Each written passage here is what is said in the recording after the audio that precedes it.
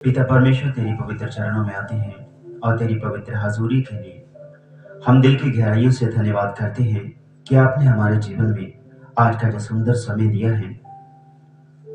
और विलेज कनकवाल भंगुआ के लिए, पेंटेकोस्टल प्रे टावर, इस पूरी फैमिली के लिए, परिवार के लिए, और इस चर्च के लिए, इस घराने के लिए, और विलेज कनकवाल के एक एक सदस्य के लिए, सरपंच, मेंबर, नंबरदारों के लिए, तमाम तरह के अधिकारियों के लिए, टीचर्स के लिए, और पुलिस मुलाजिमों के लिए, आर्मी अफसर्स के लिए, और हर एक उस सदस्य के लिए जो अपनी मेहनत, अपनी मजदूरी करते हैं, और छोटे बच्चों के लिए जो आगे का भविष्य है।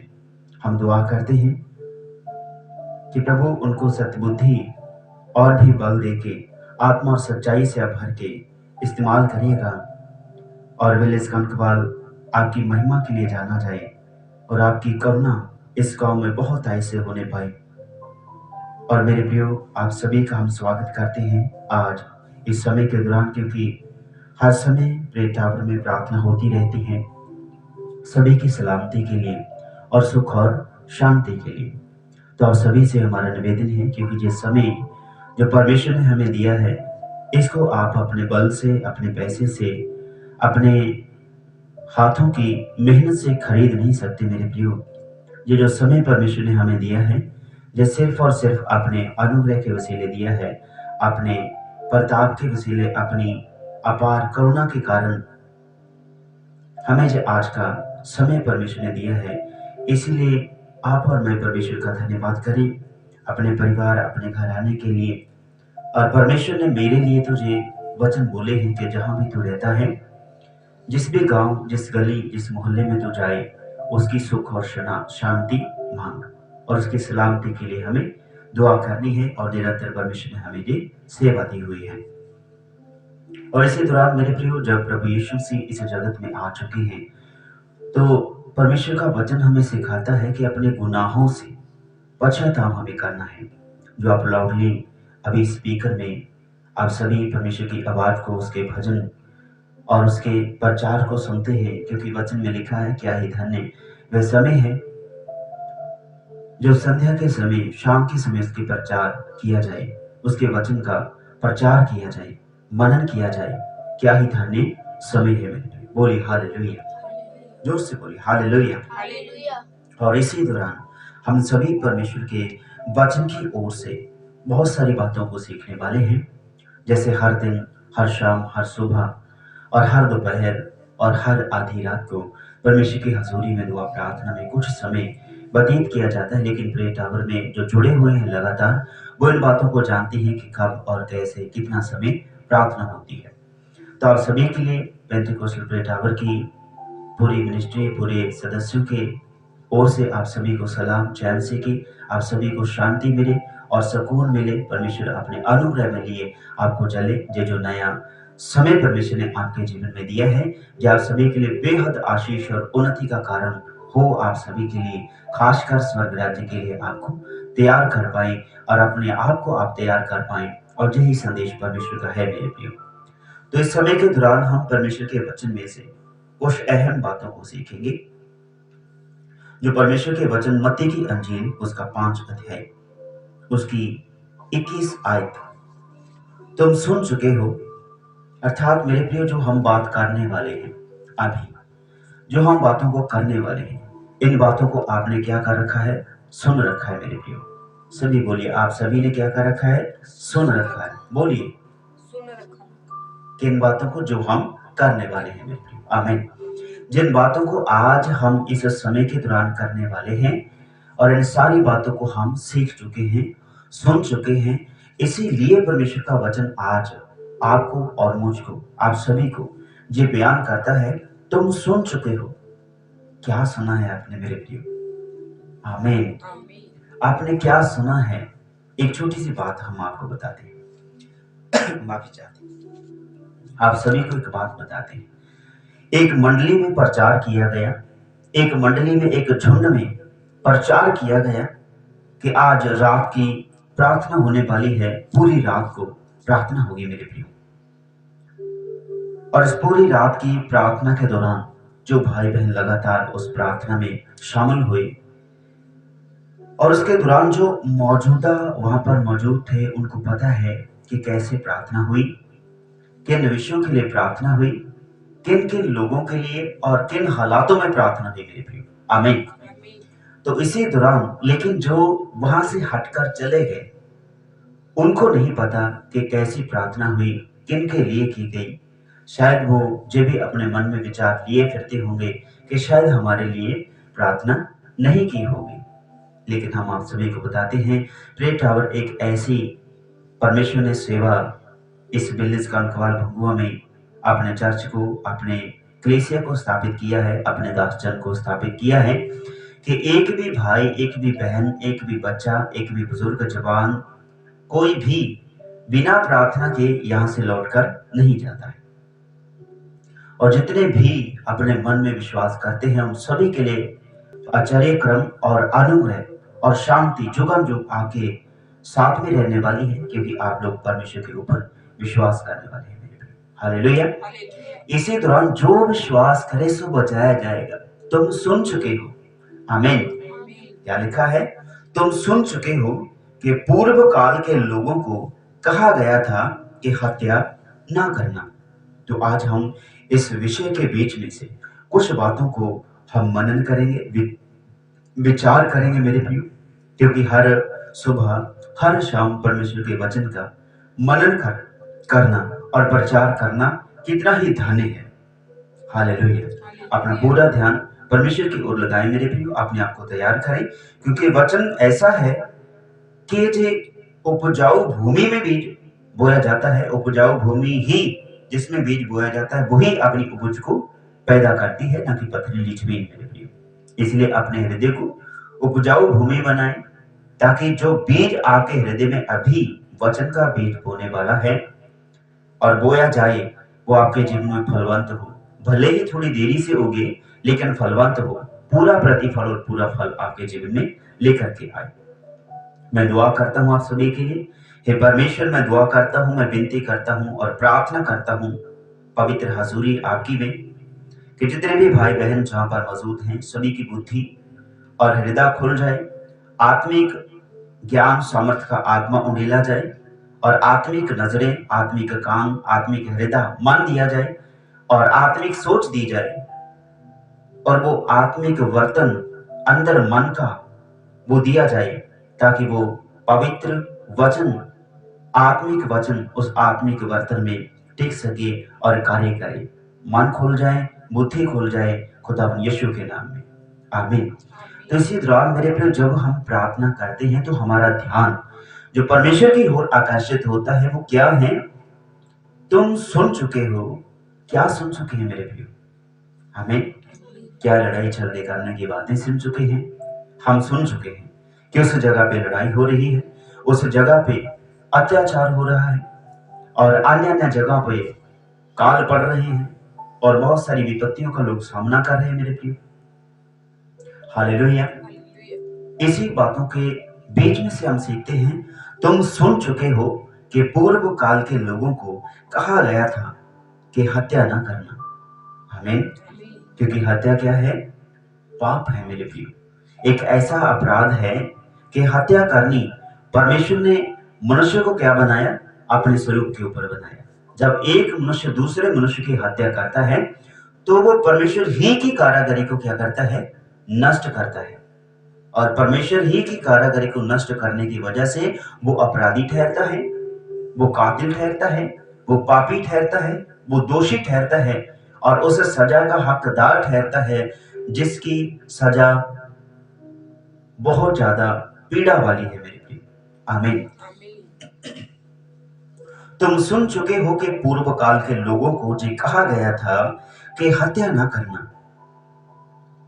मत्ती की इंजील 5 अध्याय उसकी 21 आयत की बातों को हम पढ़ रहे हैं मेरे प्रियो। आप सभी जिनके पास में बाइबल है आप सभी निकाल लें, और जो निकाल रखा है आप सभी का धन्यवाद, और जो ऑनलाइन इस समय सुनते हैं आप सभी के लिए ये बेहद खास और कीमती परमेश्वर का वचन है मेरे प्रियो कि आप सभी लोग सुन चुके हैं। आपको ध्यान देना है आपने क्या सुना है, आपको ध्यान देना है आप कौन सी बातों के ऊपर अपना कान लगाते हैं, अपना मन लगाते हैं।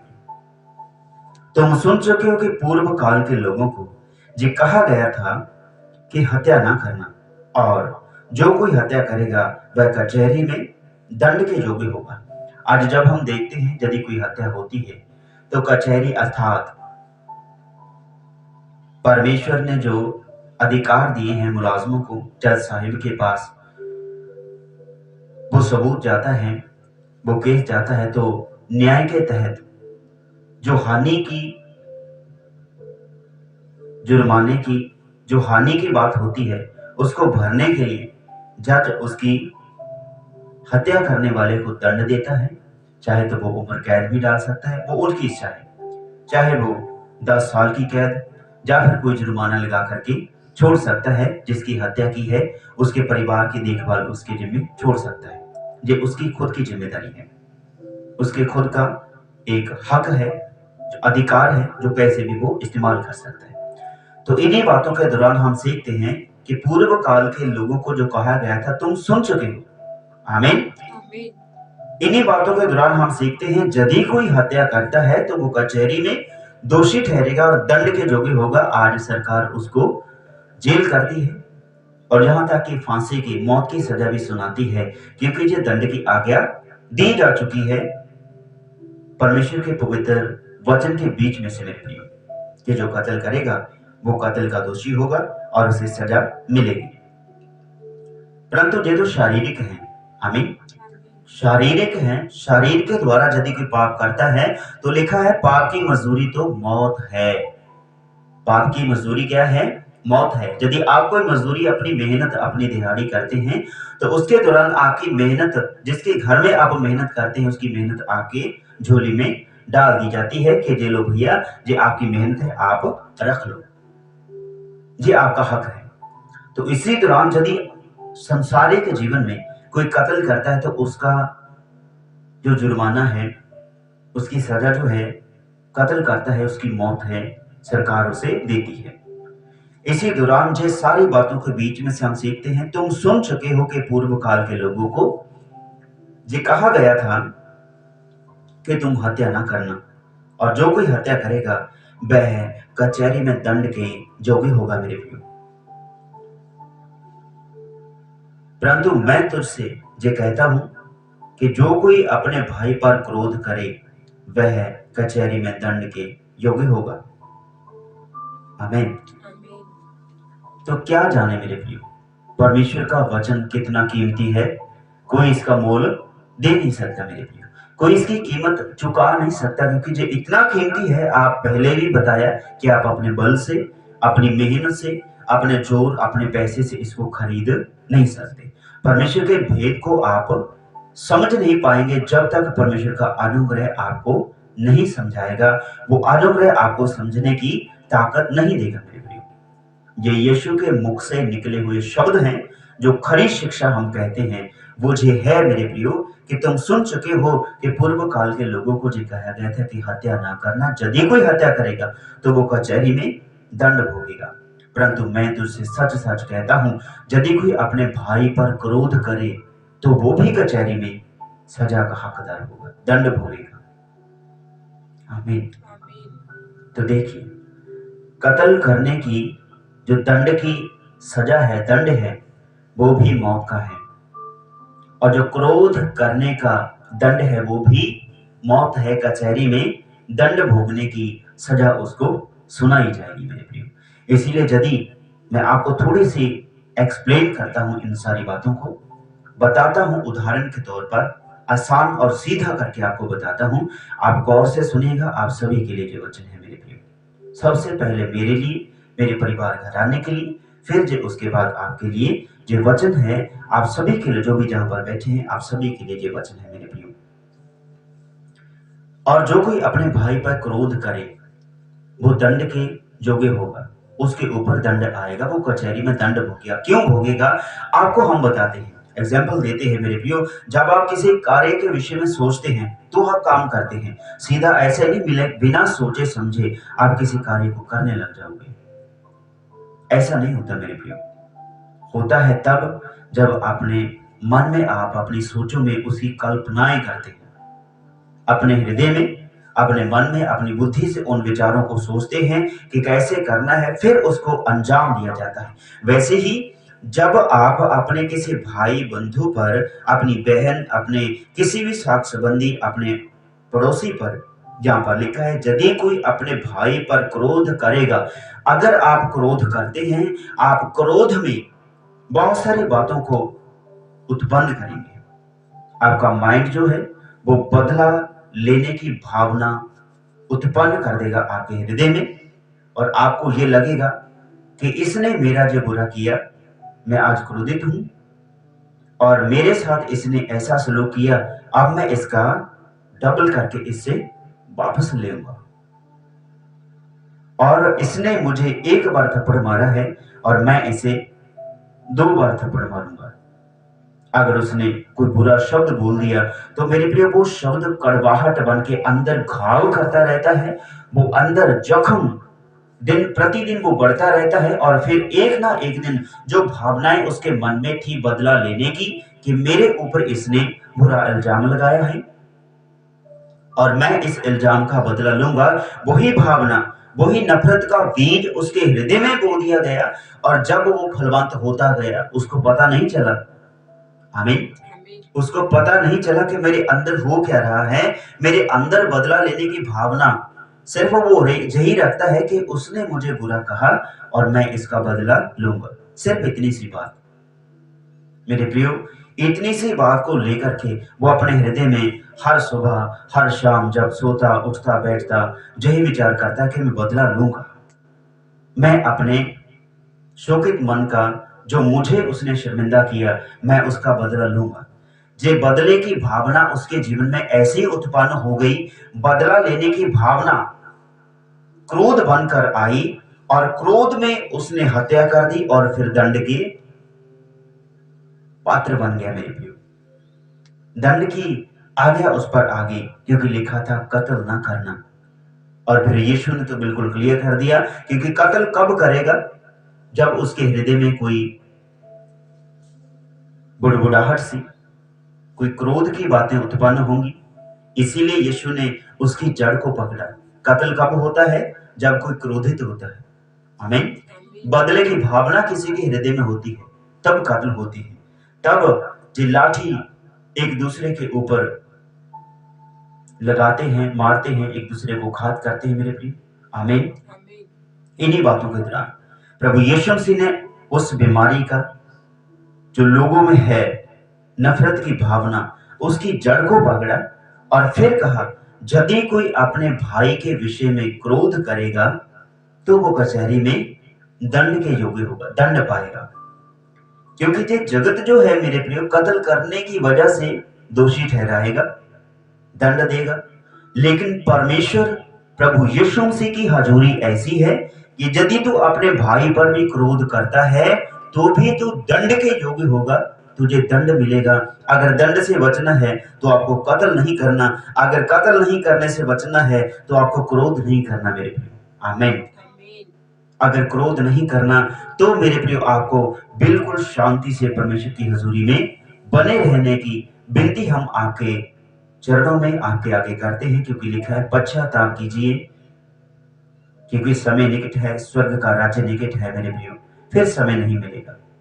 अपने आप को तैयार करें, अपने आप को क्रोधित होने से बचाएं मेरे प्रियो। और लिखा है क्रोध तो करो लेकिन क्रोध में पाप मत करो। जे क्रोध जो है पाप को जन्म देता है। जब क्रोध आता है तो जे रह ही नहीं सकता मनुष्य पाप करने से, रह ही नहीं सकता मनुष्य कोई गलत शब्द बोलने से। मेरे प्रियो, मनुष्य की मिट्टी ऐसी है कि यदि एक बार भट्टी में डाल दी गई तो वो ठंडी नहीं होती। बदले की भावना चलती रहती है, चलती रहती है, जीवन भर चलती रहती है। और जो बदले की भावना इतना भयानक रूप ले लेती है, परिवारों के परिवार नाश हो जाते हैं मेरे प्रियो, गांव के गांव, घराने के घराने नाश हो जाते हैं। और ये नफरत इतनी भयंकर भीषण आग का रूप ले लेती है मेरे प्रियो कि देश के देश, कौम के ऊपर कौम चढ़ाई करने लगती है। लेकिन बाइबल जो परमेश्वर का पवित्र वचन है वो हमें सिखाता है कि नफरत मत कीजिए, गुस्सा मत करिए। लेकिन यीशु मसीह का जो संदेश दिया जाता है कि नफरत मत करो, और इसे नफरत ना करने का संदेश देने वालों ही से नफरत की जाती है, तो कैसी भावना उनके हृदय में होगी। परमेश्वर क्षमा करे। आमीन।